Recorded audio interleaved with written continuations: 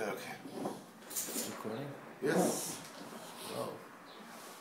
All right. Likutei Moharan, Torah Ches. So we said that the krechts of a yid is tremendously valuable because it brings about the completion of all the chesronos, all that the person lacks. And now he says that the thing that gives chiyus to the world is the ruach chaim from HaKadosh Baruch Hu. And the Rebbe brings various proofs that through the neshima, the breath that people take in, imbued in that, how come the air will give life? Mapitom. That is because the air itself is a trickle down aspect of the ruach chaim of HaKadosh Baruch Hu. And it says like this: and the main life force of everything, inside the physical reality of creation, inside a person, ubchinas ruach. That nekuda of ruach, the spirit. You know, and spirit in all facets. You know, when somebody is demoralized, he lacks ruach. He cannot fight. He cannot. In business, who is matzliach? You know, who is it? He has a ruach. He has the ikar chisar is in the ruach, in the spirit. That's where the chisaron is.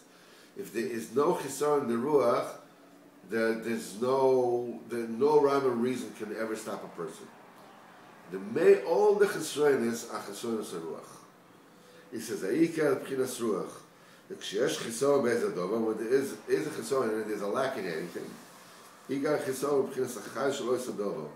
The main problem is the chayes of that thing, which is the spirit of life in that thing. That spirit is the thing that holds out, that props up that thing.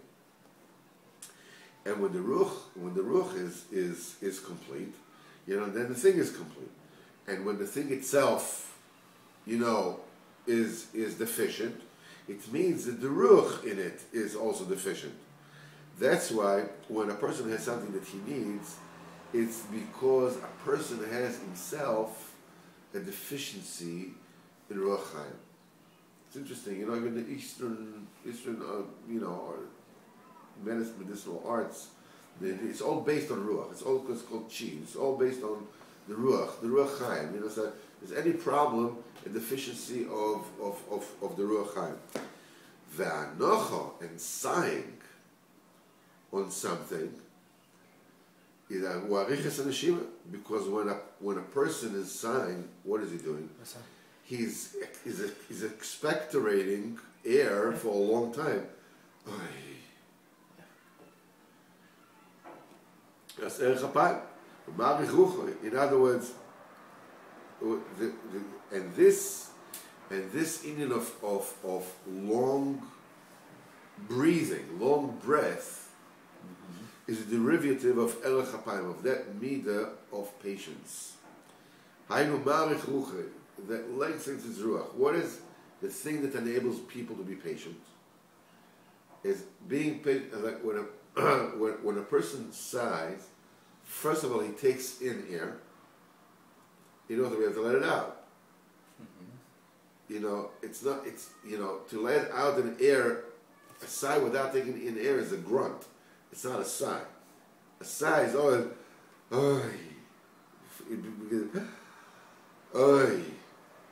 you know, but if you hit someone in the solar plexus when he's not expecting it, it's not a sigh, it's a grunt. It's a...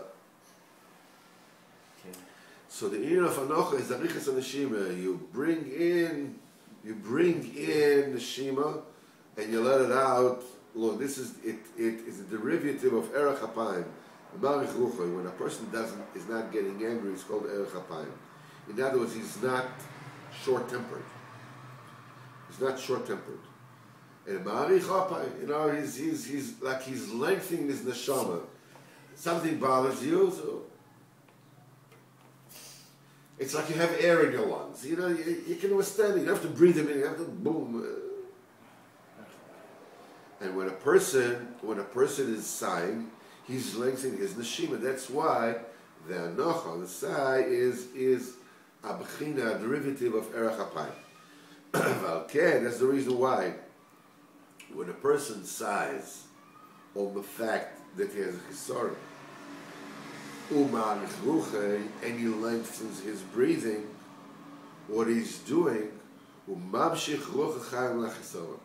he's drawing in a spirit, a life force to the place that he laments that he doesn't have. Because the main deficiency that this person was lamented is it is because that person, a person lost a certain portion of the Ruach Chaim from him. Okay, now there are no chisaron. Through the sigh, a person fulfills the chisaron.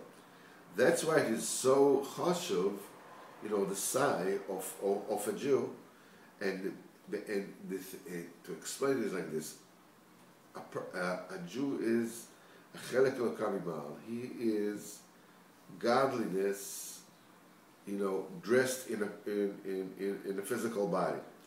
So when a person sighs because he's lacking something, and he's lengthening his ruach, what he's doing is that also in the Shemayim, he's drawing down ruach chaim from HaKadosh Baruch Hu to the world at large, and to him personally.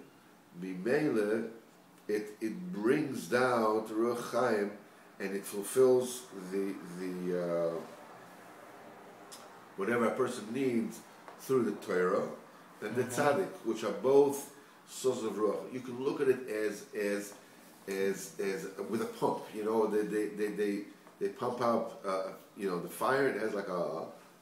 So what it has to do is, first of all, you draw in the air, then you blow it out.